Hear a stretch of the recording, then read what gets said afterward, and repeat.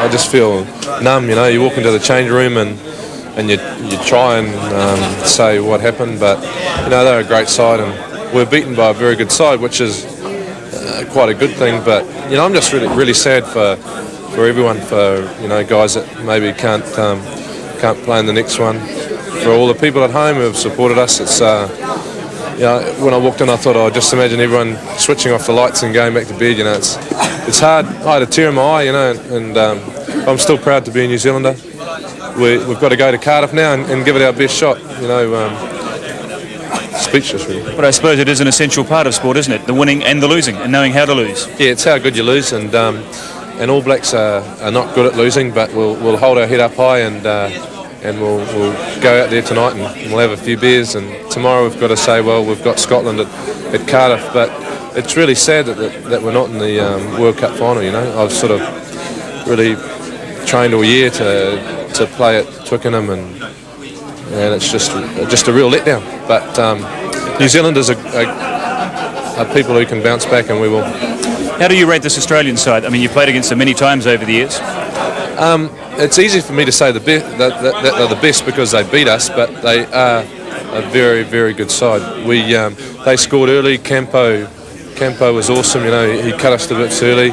We tried to get back into it a couple of times just before half time. If we had scored then, we had a show. We went out there in the second half and we gave it our best shot. But I mean, it must have been, given the circumstances, nonetheless pleasing from your point of view to get so much work and so much ball in the second half.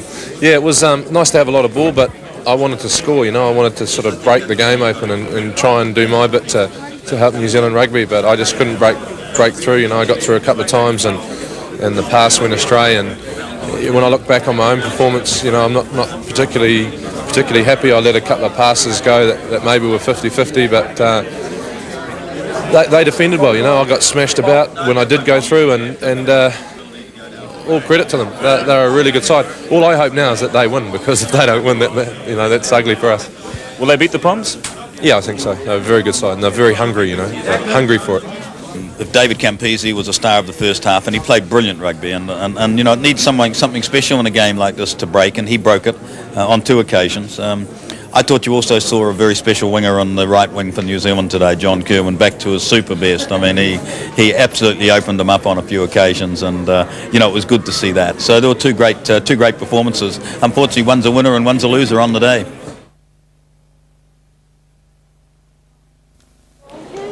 When I returned home from Italy in '89, there was a smile there, but I wasn't all that happy. I'd been suffering what I later found out were anxiety attacks. They had started in Italy, and by the time the first test came against France, they really had me concerned. John Schuster, number 12. I didn't want to be there. It was like a flood of panic just washing over me. In the end, I managed to get through the game, even if I didn't play all that well. That's halfway. I was already being criticised for going into the team straight after my return home. That may have triggered that particular anxiety attack, but it was only scratching the surface of the problem, and that was something I had to face up to. There was a problem, and I needed to do something about it. First pass to win his way in the Test match. First time we've really seen him in action since last season. First pass was put on the ground. While publicly I hit the training track, privately I was doing a lot of talking, both to my family and to Doc Mayhew. We talked about stress and pressure. No, basically I'd like to get into it properly mentally. I think I was a little bit nervous last time, but too nervous. So I'm just going to relax and get into it, just play my own game. At the time I gained a lot of reassurance from Doc, and things sort of came right for a while, but never really went away. In fact, it stayed with me for the next 2 years. It wasn't easy to talk about then, and it's still not all that easy to talk about now. Basically, I was suffering from a mixed anxiety and depressive condition. The pressure had been mounting on me and taking its toll, but I didn't acknowledge the pressure. I thought I could handle it, but I couldn't. I've come to terms with it now, thanks to help from my family, Farella and Doc. It wasn't easy. What started in '89 and continued on and off for 2 years was something I could have done without. But I learnt some valuable lessons about dealing with stress and pressure, and hopefully I'm a better person after learning them.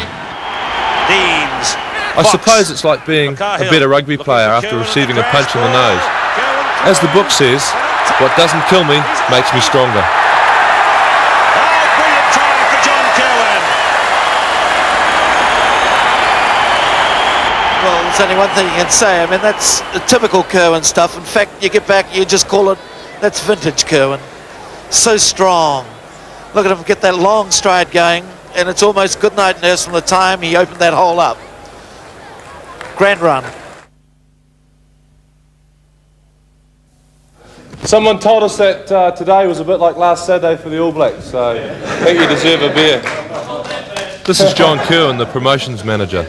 After leaving school at 15, rugby has opened lots of doors for me, be it in promotions or in the acting business. It's social rugby at its best. Carter Holt plays the rest. Timber arrive on time? Yeah, right on time. Lunchtime. Well, you chippies know that Carter Holt's for the trade, but I'll tell you what, today you guys are for it. You could lose your best customer talking like that. Who? Me. Come on, where else did you guys go, eh? Where else did you get the sort of service we give you day and night? At lunchtime. But wait, someone's missing. Their coach is anxious, their coach is hissing. They number just 14. John is nowhere to be seen. Where's John? Not here yet. The whistle goes, we find the gap, we win a penalty, take the tap. Carter Holt 14, Builders naught. It ain't easy with a player short. Not sure, eh? At least our service is more reliable than your players. It's okay if I come on now? Oh, good acting. He's not in the trade. But he is serious. This is the car I talked about in the book, the one with my name on it, the one that kept getting vandalised. In the end I bought one, without my name on it, because it's great for chucking a couple of boards on top and checking out the surf. But to be honest, on this day, there weren't any waves, and I don't think Kipper has seen too much of surf anyway. Where does it normally break out by the rocks? Yeah, usually out there. I usually catch the tube, run a bit, follow it all the way in. Oh, really believe you. I love my surfing. It's about the only thing that can get me out of bed early. But with the demands of rugby, I don't get enough chances to catch the waves. But when the rugby days are over, there'll still be plenty of surf. Music's something else I really enjoy. I've been trying to master the saxophone for the last couple of years, and much of my spare time has been taken up with trying to play. It's a great instrument if you can make enough noise to block out the complaints of your roommates.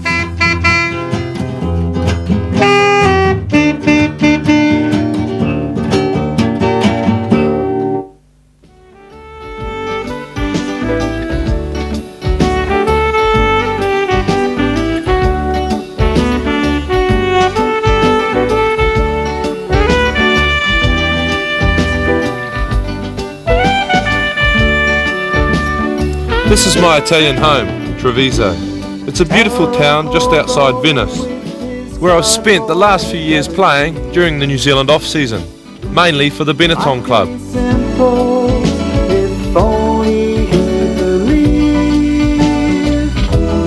People I don't turn on as bad as they seem. Everybody's a part of the same game. Whatever your side or whatever your fame, don't put yourself down. I simply love the lifestyle in Italy, and it's a good way for me to get away from the pressure of having a high public profile. This is Tila's, the bar restaurant where I spend a lot of time. Before my wedding, I was able to take my New Zealand family and friends to the places and the people that have been important to me while I've stayed in Italy.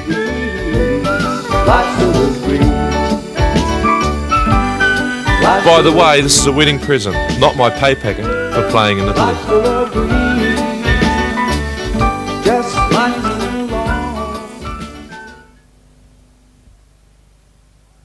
Well, I remember when he was a 5-year-old, he got the ball and ran down the line, and a fella said to me, next door to me, he said, that fella's going to be an All Black. Didn't know what he's talking about, but a 5-year-old. We're a very close family, so it was important to me that everyone made it to my wedding, even if it was in Italy. It's just wonderful. I think it's going to be a wedding with a difference. Yeah. And I think I'll only ever come to one Italian wedding, so we thought we'd all be here, boots and all. It's been wonderful seeing his side of it, lives here sometimes for 4 to 5 months, and it's been great seeing it's a totally different lifestyle to New Zealand. What about your new sister-in-law? Tell us about her. Oh, she's absolutely wonderful, and we're very lucky to have her.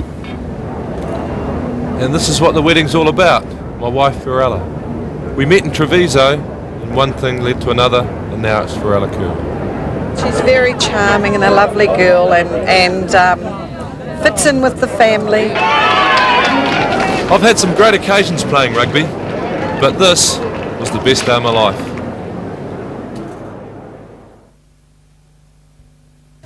This year, no one knows what's going to happen. No one knows who's going to get in, and that's frightening. But it also encourages enthusiasm, and it gives everyone right across the board. Everyone in New Zealand feels that they've got a chance, which I think they had last year, but maybe didn't feel that. So I think that's the change, and it's good. After the disappointments of the World Cup, 1992 was the tonic New Zealand rugby needed. New selectors, a new team, and a newfound sense of urgency and desire. Who's up in the stands today? Walter Little, Cooper, Kirwan, and what a lovely try for John Kirwan. Well, welcome back, JK. That's probably a fair assessment of my first Test performance. But after the World 15 series came Ireland, and a special day for me. 50 tests for the All Blacks. Robin Brook away to Straw, to Little, to Clark. Kirwan breaking away. 50 tries, 50 tests, 32 test tries. The 50 is up, and the man who got the 50 up is playing his 50th test. What a reception Wellington's crowd is giving John Kirwan. On the ground where he scored his first test try, he plays his 50th test and scores his 32nd international try. Well, that's the move 2 and 4 where John does the scissor with the second 5-8, but he managed to squirm out of the tackle. But have a look at this, in and out, away you go. Bye-bye, Kenny Murphy. I'm sorry, mate. That is in the round on the outside. That's a wonderful try. Has Botha standing behind him, but... And then a chance to play the Springboks in South Africa in the All Black jersey. Another lifelong ambition fulfilled. I'm under press! Inga standing up and then running into his own support, which means New Zealand will get the ball. They do. Up to Bunce. Bunce straight through. Now looking out wide for Kirwan, but he's being hounded. Great pass to Kirwan, and Kirwan underneath the crossbar.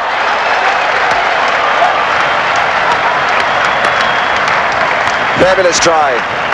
Tremendous try from Kirwan. I suppose so far you could say I've had a pretty good run on instinct. Being an All Black's just a dream for me. Oh, John Kirwan. This man must be an All Black surely in 1984. So John Kirwan. First test try for John Kirwan. Having a good game, Frano Bodega. John Kirwan. With the strength of Kirwan. Kirwan. Oh, Kirwan.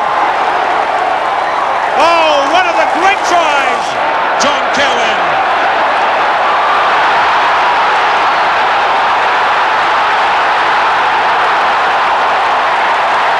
Kirwan, sensational try. Looking for Kirwan and the crash ball. Kirwan through. And a tackle. He's away. Oh, brilliant try for John Kirwan. Kirwan. Big JK in. All Blacks have a show here. Kirwan, oh, lovely effort. John Kirwan will score a marvellous try. Great pass to Kirwan, and Kirwan underneath the crossbar.